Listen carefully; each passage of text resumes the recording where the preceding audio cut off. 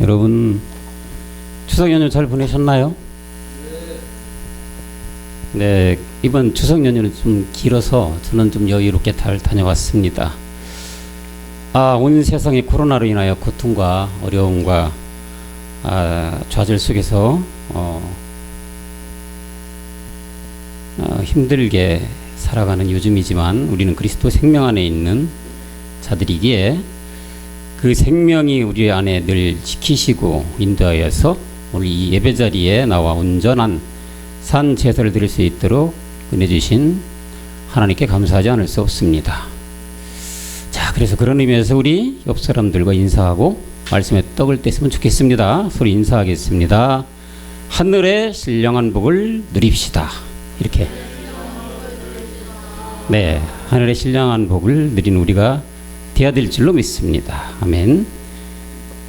자, 오늘 본문 말씀은 고전 11장 7절과 9절, 10절, 7, 8, 9, 10이죠. 4절이니까 우리 한 절씩 돌아가며 한번 해보겠습니다. 제가 첫 절하고 다음 절 여러분들 하는 걸로 하겠습니다. 남자는 하나님의 형상과 영광이니 그 머리를 마땅히 가리지 않거니와 여자는 남자의 영광이니라.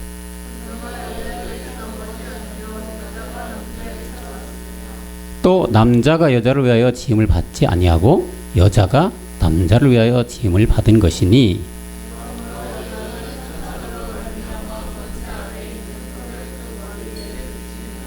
아멘. 오늘은 성경에서 말하는 남자와 여자의 비밀이라는 제목으로 은혜를 나누고자 합니다. 여러분, 우리가 사는 이 세상은 남자와 여자라는 사람들이 살아가는 세상입니다. 분명 이 두 부류가 다 이제 사람 속에 있는데 남자와 여자는 다른 점이 상당히 많이 있습니다. 어찌 보면 사람의 처음과 끝이라는 그런 속에서 또한 플러스 마이너스 음과 양인 것처럼 남자와 여자는 참으로 다른 것이 많이 있습니다. 인류에서 이렇게 다른 남자와 여자가 성경에서는 과연 어떻게 말씀하고 있으며 어떤 점이 다른지 어떤 의미로 말씀하는지 우리 성경 말씀 속에서 찾아가 보도록 하겠습니다. 하나님은 창세기 2장 7절에서 흙으로 사람을 만들고 그 후에 생기를 불어넣어서 사람을 지으셨는데 이가 바로 우리의 첫사람 아담이죠. 21절로 또 한번 더 내려가 보면 아담의 잠들었을 때 그 갈빗대 하나를 취하여 그로 갈빗단을 채워 살로 대신 채웠는데 아담이 깊이 잠들었다. 그가 그 갈빗대 하나를 취했다. 그리고 살이라는 걸로 다시 채우셨다. 다음 절 한번 더 내려가시면 여호와 하나님이 그 아담에게서 취하신 걸 갈빗대로 누구를 만들었냐면 바로 여자를 만드셨다. 그리고 그를 아담에게로 이끌어왔다. 남자는 흙으로 지음을 받았고 여자는 남자의 뼈로 지은 바 되었기에 소재가 다르다는 것을 우리가 알 수가 있습니다. 그런데 오늘 본문 고린도전서 11장 다시 7절 올라가 보면 남자가 하나님의 형상대로 지은 바 되었다고 말씀하고 있으며 또한 여자는 그렇지 않음을 볼 수가 있습니다. 이는 우리에게 무엇을 시사하고 있는 것일까요? 우리는 그동안 말씀을 통하여서 남자가 인류의 하나뿐인 그리스도임을 잘 알고 있죠. 또한 여자는 온 인류임을 잘 알고 있습니다. 그런데 왜 이렇게 단정지어서 말할 수가 있는 것일까요? 무슨 근거로 이렇게 말할 수 있을까요, 여러분? 그 답은 8절로 내려가 보면 나와 있습니다. 남자가 여자에게서 난 것이 아니요 여자가 남자에게서 났다. 이렇게 말씀을 하고 있는데 분명 남자가 여자에게 난 것이 아니고 여자가 남자에게서 났다고 말씀하십니다. 우리가 사는 이 세상에는 여자가 남자를 낳는데 성경은 분명히 남자가 여자를 난 것으로 기록되어 있죠. 이 말씀은 많은 교회의 목사님들과 교인들은 어떻게 이해하고 해석을 하고 있을까요? 이는 영적인 말씀이죠. 이 세상 상식과 지식으로는 도저히 이해할 수 없을 뿐더러 영영이 풀리지 않는 숙제일 것이죠. 어떻게 남자가 여자를 낳냐 이런 얘기죠. 그러나 우리는 그리스도의 영이 우리 안에 있기에 그분이 이런 말씀도 이해할 수 있게끔 깨닫게 할 수 있게끔 해주고 있는 것입니다. 이 8절 말씀에서 낳다는 것은 낳는 주체는 하나이고 낳아지는 객체는 여럿이라는 것을 말하고 있는데, 다시 말하면 한 분인 아버지가 많은 자식을 낳을 수 있다는 것을 말하는 것이므로 낳는 주체가 되는 남자인 그리스도는 한 분이라고 말할 수 있으며, 낳아지는 온 인류라 말할 수 있는 여자는 많다는 것을 알 수가 있다는 얘기죠. 그러니까 낳는 자는 아버지 밑에 여러 자녀들이 많이 있잖아요. 그죠? 그러니까 우리는 여자예요, 인류는. 그러니까 남자는 그리스도 한 분이기 때문에 이분이 많은 여자를 낳을 수 있었다. 이렇게 지음받는데 여자는 온전하지가 못하다는 얘기죠. 근데 불완전한 존재죠. 또한 남자 또한 어떻습니까? 남자 또한 불완전하죠. 그러기에 남자는 여자를 만나야, 여자는 남자를 만나야 완전한 하나가 되는 것입니다. 이 말씀이 우리 어디에 나와 있습니까? 에베소서 5장 31절 한번 가볼까요? 이러므로 사람이 부모를 떠나 그 아내와 합하여 그 둘이 한 육체가 된다. 둘이 한 육체가 된다고 나와 있죠. 창세기 2장 24절 잘하는 말씀이죠. 창세기 2장 24절에서도 그 24절이요. 이러므로 남자가 부모를 떠나 그 아내와 연합하여 둘이 여기도 한 몸을 이루라고 말씀하고 있고, 마태복음 19장 5절에서도 이런 말씀이 똑같이 나와 있죠. 이러한즉 이제 사람이 그 부모를 떠나서 아내에게 합하여 둘이 한 몸이 될지다. 그러니까 남자는 여자를 만나야 되고 여자는 남자를 만나야 온전한 하나가 된다는 얘기죠. 이 한 절에서 더 내려가 보면은 32절에 보면은요, 에베소서 5장 32절로 한번 가볼까요? 여러분들이 이 말씀을 잘 알죠. 이 비밀이 큰 것인데, 이 큰 비밀이 바로 그리스도와 교회에 대한 것이다. 한 분 그리스도와 우리가 하나가 되는 그 교회에 대해서 말하는 것이다. 이렇게 말씀하고 있습니다. 그러기에 온 인류는 남자를 만나서 한 몸을 이루어야 한다는 얘기죠. 그렇지 못하면 여자도 못 되는 것이고 짐승이 되어서 영원한 불못으로 가게 되는 것입니다. 그러면 우리가 어떻게 해야 이 남자 그리스도를 만나 한 몸을 이룰 수 있을까요? 사람의 탈을 쓰고 태어난 모든 인류는 이 날 때부터 남편이 있다는 얘기죠. 이 남편은 인류가 원해서 하나 된 남편이 아니에요. 세상에 나오니까 떡하니 남편이 버티고 있다. 참으로 기가 막힌 현실이지만, 더욱이 이 남편은 있어서는 안 될 남편이, 반드시 처리해야만 되는 남편인데 우리가 어떻게 할 수가 없다는 얘기예요.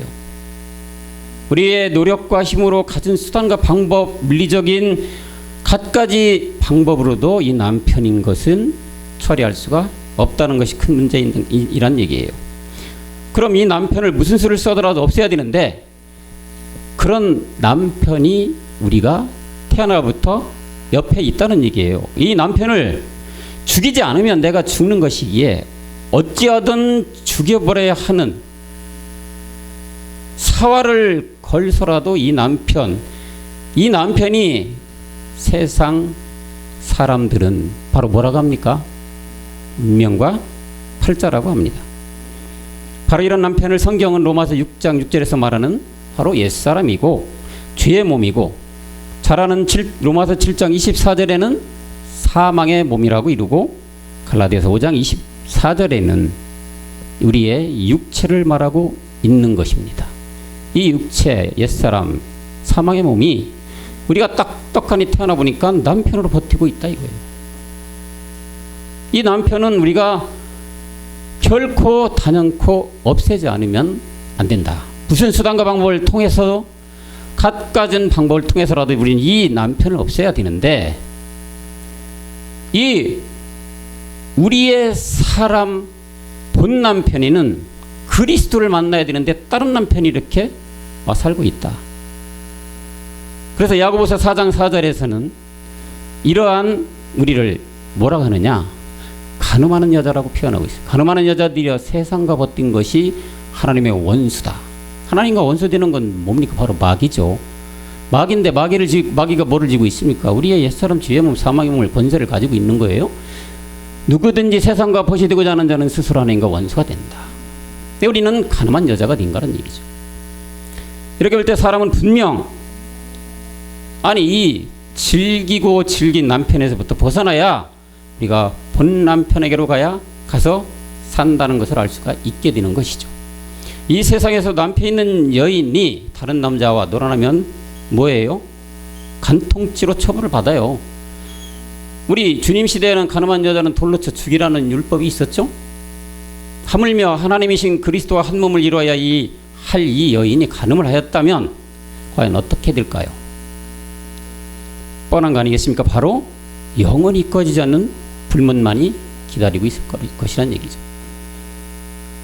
그렇지만 이 남편을 죽으면 합법적으로 다른 남자에게 가는 길이 열려 있는데 이 말씀이 바로 로마서 7장 2절에 나와 있죠.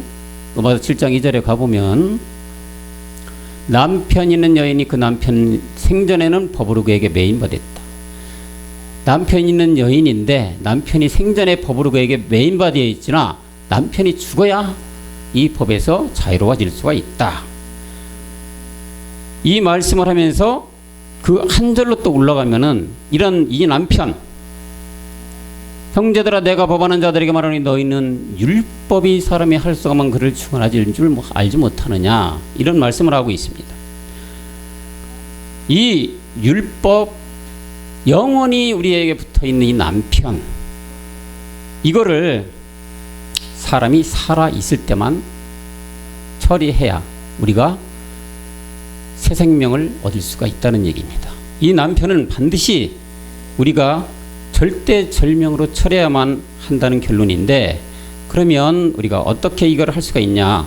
어떠한 힘으로도 능으로도 우리의 모든 방법과 수단을 통해서도 이 남편은 어찌 처리할 수가 없다. 이것을 할 수 있는 분은 오직 우리의 본 남편이신 그리스도만이 할 수가 있다는 얘기입니다. 다윗 왕이 우리아와 나발이라는 남편을 처리해서 밧세바와 아비가일이 우리의 남편 그리스도의 그림자 다윗 왕의 아내가 되었던 것처럼 우리 또한 그분이 이 질긴 남편을 처리해 주기 위해서 로마서 1장 3절에서 육을 입고 이 땅에 오셔서 그죠? 육을 입고 이 땅에 오셔서 히브리서 10장 10절에서 우리의 이 남편을 처리해 주기 위해서 그리스도의 몸을 단번에 들여줬다. 그죠? 그래서 우리가 거룩함이 되었다. 오직 이 길로 가는 것만이 태어나면서 있던 남편의 슬하에서부터 벗어나 생명의 남편을 만나 영생의 길로 가게 되는 것이다. 그래서 우리 주님은 마태복음 11장 28절에서 이런 비유로 얘기하고 있죠. 뭐라고 하느냐? 수고하고 무거운 짐진 자들아 다 내게로 오라 내가 너희를 쉬게 한다고 했어요. 율법교회는 이런 말씀이 뭡니까? 예수 믿기 위해서 교회로 오라 그런 얘기로 뜻을 알아들이고 교회 앞에 가면 이렇게 대문짝하게 써놔 있죠. 복음을 깨닫고 보니까 그렇지가 않아요. 수고하고 무거운 짐진 자들이 뭡니까? 철이 형제님, 수고하고 무거운 짐진 자들, 이 세상에 어렵고 힘들고 고통스럽고 모든 문제들을 수고하고 짐진 자라고 할까요? 그렇게들 알고 있어요. 모든 교회 사람들, 더더욱 목사님들도 그렇게 알고 있어요. 수고하고 무거운 짐진 자들 뭘까요? 그냥 그게만 갸우뚱하지요. 우리 정민 형제님, 아멘. 그렇죠. 옛사람을 가지고 있는 너희들, 태어날 때부터 우리 옆에 있었던 그 남편, 질긴 남편이 있는 그자들아, 다 내게로 와라. 내가 너희들을 쉬게 해준다고 하는 거예요. 어떻게 쉬게 해줬어요? 아까 히브리서 10장 10절에서 십자가에 몸을 들임으로 말미암아 쉬게를 해줬다. 그래서 다 오라는 거예요. 여자인 자들이 다 와야 된다는 얘기예요. 누구에게? 남편에게로 와야 된다. 그래야 이 짐에서 벗어날 수 있다. 질긴 남편으로부터 벗어나서 우리의 본 남편 그리스도에게 갈 수 있다. 그렇게 말씀하고 있는데 여타의 율법 교회나 목사님들까지도 이거는 그렇게 알아들을 수 있는 자들이 많지가 않아요. 우리는 복음을 들었기 때문에 수고하고 무거운 짐이 뭔지를 알고 있는 것입니다. 여러분, 이 질긴 남편, 율법, 다시 말하면 옛사람, 사망의 몸에서 벗어나는 길은 오직 예수 그리스도로밖에 할 수가 없다는 것이죠. 그것도 언제? 우리가 생명의 이 삶을 가지고 있는, 이 목숨을 가지고 있는, 살아있을 때 죽어야만 가능한 것이다. 이 육이 죽어서는 절대로 안 되기에 우리는, 주님은 너희가 이 살아서 생명이 있을 때 믿음으로 이런 자가 되어서 구원받기를 간절히 소망한다. 우리 주님은 살아서 십자가에서 바로 죽어야만 된다는 얘기예요. 네가 정령 새 남편, 우리의 본 남편 그리스도를 받아들이기 위해서는 살아서 죽어야만 된다고 우리에게 이 시간에도 분명히 말씀을 하고 있는 것입니다. 여러분, 반드시 살아있을 때 이것을 죽여야 된다. 남편을 죽여야 된다. 그래야 본 남편 그리스도에게로 갈 수가 있는 우리가 된다는 얘기죠. 이렇게 온 인류인 여자가 남자를 만나기 위해서는 반드시 이 말씀을 가지고 믿음으로 죽는 행함이 있어야 하고, 이렇게 죽은 여자는 이제 어떻게 된 겁니까? 십자가에 못 박혀 남편을 죽였어요. 질긴 율법을 죽였어요. 그죠? 자, 여자가, 우리가 태어나면 여자가 먼저 여자로 되잖아요. 여자, 남자와 여자, 사람인데, 여자가 이제는 어떻게 되느냐? 성경에서는 정결한 처녀가 되어서 신부로 단장되어야 한다는 얘기예요. 그래야만 온 인류의 한 남자 그리스도께 중매가 될 수 있다. 그래서 바울은 고린도후서 11장 2절에서 모든 여자를 정결한 처녀로 만들어 그리스도께 중매한다고 말하고 있는 거예요. 내가 하나님의 열심으로 너희를 위하여 열심 내노니 내가 너희를 정결한 처녀로 만들었다는 얘기예요. 우리는 태어나부터 여자예요. 본질로 보면 여자란 말이에요. 여자인데 남편이 있었단 말이에요. 우리가 원하지 않는 남편. 다 여자를, 그 남편을 가지고 태어나는 게 우리 인류예요. 여자. 근데 정결한 처녀로 만들어서 누구? 남편 그리스도에게 중매를 하려고 한다는 얘기예요. 이렇게 중매한다는 뜻이 뭡니까, 여러분?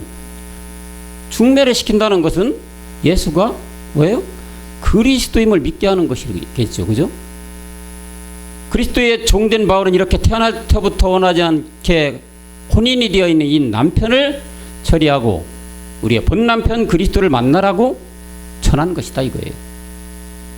다시 말해서 대표적인 말씀 여러 가지가 있지만 그 중에서 우리가 잘 아는 사도행전 5장 42절, 이 말씀 하나로 다 이걸 다 대변할 수가 있는 거 아니겠어요? 예수가 그리스도다. 쉬지 않았다는 얘기예요.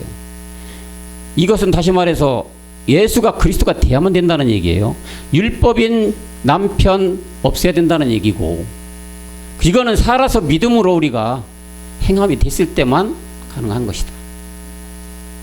율법인지 태어날 때부터 혼인이 남편으로부터 벗어나 본 남편 그리스도를 만나 구원받아라고 외친 게 바로 우리 사도 바울이라 얘기해요. 날마다 쉬지 않고 예수가 그리스도다. 율법 남편에서 벗어나 본 남편 그리스도를 만나라는 거, 이렇게 외쳐서 구원받으라고 했던 것이 우리 바울이란 얘기예요. 사람은 반드시 살아서만이 죽고 장사되어서 본 남편 그리스도를 만나야만이 구원을 받을 수 있기에 자기 목숨 마다 않고 그리스도의 종의 임무를 바울은 충실히 해나갔다 이거예요.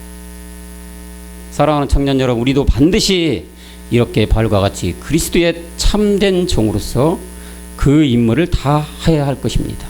아멘이죠. 이제 여자에서 정결한 처녀가 이제 되었다면 다음은 계시록 21장 2절에서 말씀하셨듯이 또한 어떻게 돼야 됩니까? 계시록 21장 2절에서 말하면 또 내가 보매 거룩한 성 새 예루살렘이 하나님으로부터 하늘에 내려오니 그 예비한 것이 뭐가 돼요 이제? 신부가 남편을 해야 단장된다. 여러분 이 땅에서도 신부는 신랑을 맞이하기 위해서 어때요? 그 한날의 한 시간을 위해서 있는 것 없는 것 심혈을 기울여서 치장을 하죠. 그날이 가장 여자로서 정말 신부로서 가장 아름답게 가꾸어지는 날 아니겠어요? 그렇게 가꾸어진 사람을 뭐라고 우리는 신부라고 하죠. 세상에서 태어나 단 한 번 그 시간을 위해서 많은 시간, 돈, 정성 모든 걸 쏟는 거예요. 그날 한 시간을 위해서. 이 그림자 세상에서 이러한데 영원한 실상의 우리의 신랑을 맞이하기 위해서는 우리는 어떻게 해야만 될까요? 데살로니가전서 5장 23절에 온전히 거룩하고 흠없이 깨끗한 몸으로 보존되라고 얘기하는 거예요. 친히 너희를 온전하게 거룩하게 또 너희의 영혼과 몸이 강림 때까지 흠없게 보존되어야 된다. 우리가 영적인 우리의 한 남편 그리스도를 맞이하는 신부로서 이렇게 단장이 되어야 된다고 말씀하고 있는 거예요. 이렇게 단장된 신비가 되었을 때 요한복음 3장 29절에서는 신랑이 바로 신부를 취한다고 하는 것이, 신부를 취하는 자는 바로 이 신랑이다. 그런 흠없는 몸과 마음과 거룩함이 되었을 때 신랑이 누구를 취하냐? 신부를 취하게 된다는 얘기죠. 신랑이 아무나 신부를 취하지 않는다는 얘기예요. 온전히 거룩하고 흠없게 보존된 신부, 단장되어진 신부, 한낮 한 시간을 위해서 너무나 아름답게 치장된 신부, 이 신부를 신랑이 취하게 된다는 얘기죠. 여러분 우리는 정결한 처녀가 되었기에, 여러분들은 다 정결한 처녀가 됐죠? 이런 되었기에 반드시 흠이 없고 보존된 온전하고 거룩한 신부가 되어야 될 것이라고 생각을 합니다. 여러분 그렇다면 어떻게 해서 이런 신부가 될 수 있을까요? 이렇게 흠없고 거룩하고 온전하게 그런 신부가 되려면 여러분 어떻게 우리가 해야지 될 수 있냐는 얘기예요. 어떻게? 우리가 기도해서 능력으로 우리가 가진 수단, 방법을 동원해서 될 수 있을까요? 깨끗한 옷과 맨날 목욕해서 깨끗한 몸을 유지하는 것이 저런 것이 된다고 얘기할 수 있을까요? 그렇죠. 우리는 다른 게 없죠. 늘 말씀이 중심이죠. 말씀으로 되는 것이죠. 하나님의 말씀, 그리스도의 말씀이 이 온전하고 거룩한 신부 단장을 시켜준다. 이렇게 신부가 된 이제 여자는 이제 마지막 하나만 남겨놓고 있죠. 그죠? 마지막 하나는 누굽니까? 그리스도의 신랑과 하나 되는 뭐가 남아있어요. 이제 신랑 신부가 다 단장되어 있고 갖춰져 있어요. 남는 건 이제 뭐예요? 딴 이 세상에서 웨딩 마치를 울리잖아요. 그게 뭐라고 그래요? 혼인만이 남겨져 있어요. 혼인만이 남겨있는 이때가 바로 지금 때란 얘기예요. 우리가 마지막 이 혼인되는 날만 지금 이 시간 남겨놓고 있다. 왜? 여러분들 여자로 태어나서 그죠? 정결한 처녀가 됐죠. 지금 신부로 단장되고 있어요. 거룩하고 흠없게 단장되고 있어요. 말씀으로 단장되고 있어요. 그 단장이 다 끝나면 이제 완전한 신부가 되겠죠. 그죠? 그 신부는 이제 뭐요? 웨딩 마치만 울리면 한 몸이 이루어질 수 있는 상태가 되는 거죠. 이 혼인만 남겨놓고 있는 시대가 바로 이 시대. 우리 목사님들 얘기하죠. 한 가지만 남겨놓고 있다. 마지막 그 하나. 다시 말하면 신령한 부활의 몸만 남겨놓고 있는 시대라 얘기죠. 그러기에 사도 요한은 계시록 19장 7, 8절에서 뭐라고 합니까? 계시록 19장 7절과 8절에 보면 우리가 즐거워 크게 기뻐하여 그에게 영광을 돌리세. 어린 양에 뭐가 있어요? 혼인기약이 이제 이르렀다. 혼인기약. 그 아내가 이제 우리가 이제 아내가 될 모든 예배가 준비가 끝나가고 있다. 이 예배가 되었으니 8절에 가보면 이제 이렇게 된 자들에게 허락하사 빛나고 깨끗한 세마포를 입게 하셨은즉 이 세마포는 성도들의 옳은 행실이다. 깨끗한 세마포가 입을 시간이 다가오고 있다.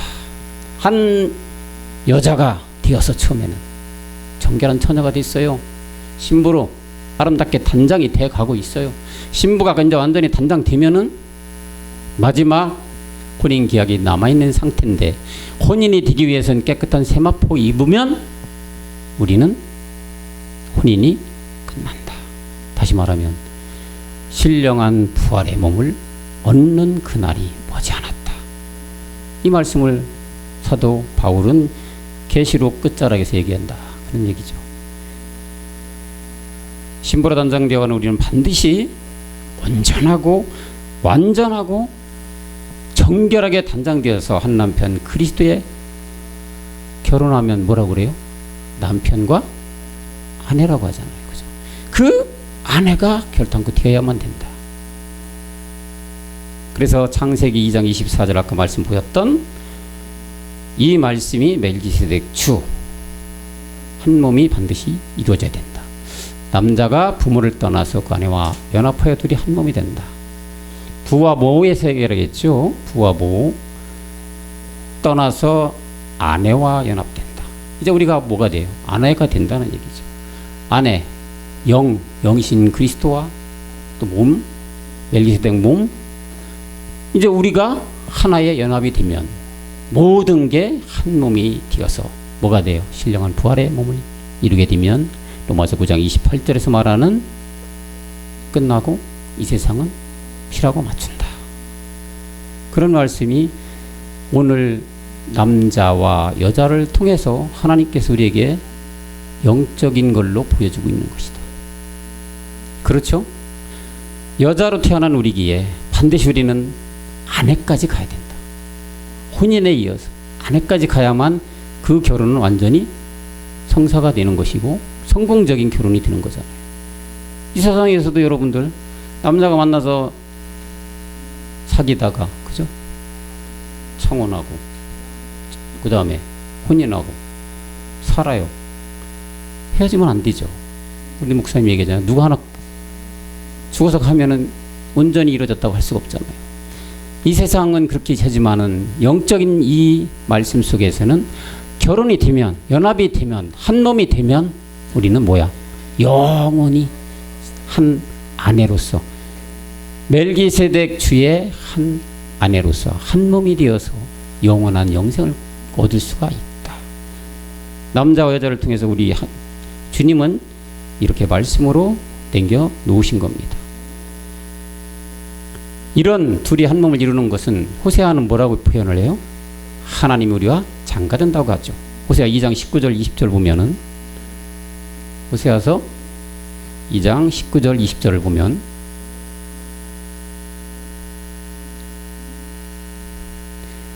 내가 네게 장가들어 영원히 살되 의의 공변님과 은총과 긍휼이 여김으로 네게 장가든다. 이런 얘기 율법교회에서 여러분들 할까요? 하나님이 사람과 장가든다. 어떻게 이해할 수 있을까? 궁금하더라고요. 어떻게 이해할 수 있을까요? 지금 교회 다니는 사람들은 뭘로 생각할까요? 근데 제가 좀 한번 생각을 해봤더니 이런 거였어요. 저도 율법교회 다니고 한 30년 넘게 다녔지만은 그때 생각한 거는 장가든다는 얘기를 그냥 우리가 죽어서 혼이 그때는 이제 혼도 영혼이죠. 영혼이 천국 가는 거 이렇게 이해를 했던 것 같아요. 저서를 돌아보면 장가든다는 얘기를 그렇게밖에 이해하지 않지 않을까. 율법에서는 지금 모든 교회의 목사님들과 사람들은 그렇지 않을까요? 장가든다는 얘기를 과연 하나님 우리가 장가든다 이 말이 되는 얘기냐 이거지.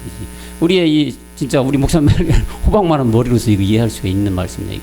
장가든다. 하나님 어떻게 우리를 장가들어? 호세아에서는 분명히 나와 있죠. 네게 장가들 것이다. 영원히 산다고 하잖아요. 장가들어서 영원히 산다. 우리가 시집가고 장가들어서 이 세상에서도 영원히 살아야 되는데 사람은 영원치가 않잖아요. 네, 멜기세덱 주 우리 하나님과 영원히 사는 게 영생이라고 하죠. 영생이 사는 거 장가들어야 된다. 그런 생각을 한번 해봤었어요. 장가든다. 20절로 더 내려가 보면 뭐라고 해요? 20절로 진실함으로 네게 장가들리니 네가 여호와 하나님을 알리라. 하나님을 알 수 있게 되는 것이 바로 이 장가 들어준다. 하나님이 우리와 아무에게나 장가 들어주는 게 아니죠. 아까 쭉 살펴본 바와 같이 여자에서 정결한 처녀로 신부로서 마지막 아내까지 이렇게 갔을 때, 그랬을 때 하나님은 우리가 장가 들어주는 자가 우리가 된다는 얘기예요. 지금까지 말씀 속에서 살펴봤듯이 우리가 결론적으로 다시 말씀드리면 성경에서 말씀하고 있는 이 남자와 여자, 그리고 우리가 얘기했던 신랑과 신부, 남편과 이 아내는, 남편은 멜기세덱 그리스도시고 여자는 온 인류인 사람을 말하고 있는 것입니다. 간단하게 이렇게 우리가 성경에서 말하는 남자와 여자, 온 인류 여자인 사람은 한 남자 그리스도를 만나 구원받고 혼인되어야만 합니다. 이것이 하나님이 인류를 향해 간절히 바라는 것이고, 우리 청년 여러분들은 이를 위해 반드시 이 말씀을 잘 채워서 그리스도의 군사로 우뚝 서서 사도 바울과 같이 여자를 누구에게? 남자에게 혼인시켜주는 중매쟁이가 되어야 된다. 이것이 우리에게 하나님께서 부탁한 지상명령이라는 얘기예요. 이를 위해서도 사도 바울도 모든 사도들도 이를 위해서 순교해서 죽을 때까지 했다는 얘기예요. 뭘로? 남자와 여자를 중매시키는 그 일로 말미암아 목숨을 마다 않고 전했다. 뭐를? 예수가 그리스도라는 것. 질긴 이 남편으로부터 벗어나 본 남편 그리스도에게 자꾸 중매시키기 위해서 모든 사도들은 죽을 때까지 그 임무를 다했다. 우리도 이 임무를 다하기 위해서 지금 열심히 말씀을 배워가는 거 아니겠습니까? 말씀을 채우고, 또한 우리는 말씀을 채우는 거, 얘기했던 탤런트 장사도 하고, 또 하나는 우리가 열심히 말씀을 채우고 우리는 어디까지 가야 돼요? 아내까지 가야 되는 문화장사도 열심히 해야 된다. 오늘 이런 말씀이 남자와 여자의 비밀이라는 얘기죠. 우리 청년 여러분들은 이를 위해 반드시 바울처럼 그리스도의 종으로서, 군사로서, 중매쟁이로서 말씀으로 늘 승리해가는 우리 청년 모두가 되시기를 간절히 소망합니다. 아멘. 기도하겠습니다. 이 세상의 임금의 여자로 태어나온 우리를 정결한 처녀로 만들어주시고 신부로 단장하여 마침내 아내로 삼아 말씀으로 지키시고 양육해 주시니 하나님 참으로 고맙고 감사를 드립니다. 세상 임금 마귀는 이 시간에도 우리를 넘어뜨려 한 남편 그리스도의 아내가 되는 걸 방해하고 있음을 늘 인지하여 그때마다 죽고 또 죽어서 어린 양 아내로 나아지는 우리 모두가 되도록 주께서 인도하시고 지켜 주시옵소서. 모든 말씀을 우리 구주 예수 그리스도 이름으로 기도하옵나이다. 아멘. 수고들 하셨습니다.